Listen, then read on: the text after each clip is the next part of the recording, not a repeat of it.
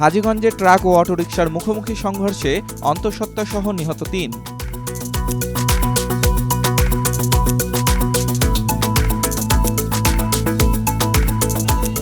চাঁদপুরের হাজীগঞ্জে বালুবাহী ট্রাক ও সিএনজি চালিত অটোরিকশার মুখোমুখি সংঘর্ষে অন্তঃসত্ত্বা নারী ও তার প্রবাসী স্বামীসহ ৩ জন নিহত হয়েছেন। এ ঘটনায় আহত হয়েছেন আরও ২ জন। মঙ্গলবার দুপুর ২টার দিকে চাঁদপুর কুমিল্লা আঞ্চলিক মহাসড়কের বাকিলার গোগড়া নামক স্থানে এই দুর্ঘটনা ঘটে।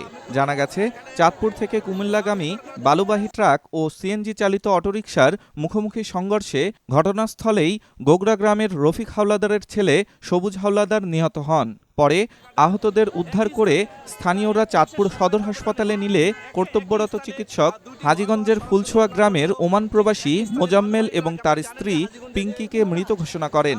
এ ঘটনায় আহতরা হলেন নিহত সবুজ হাওলাদারের শ্যালক গোগড়া গ্রামের ফরিদ ও একই গ্রামের আক্তার হোসেন।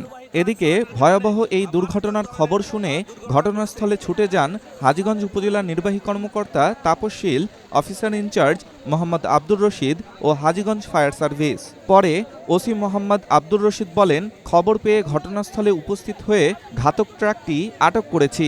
সড়ক যান চলাচল স্বাভাবিক রাখতে কাজ করছি। আহতদের হাসপাতালে পাঠিয়ে চিকিৎসার ব্যবস্থা করেছি।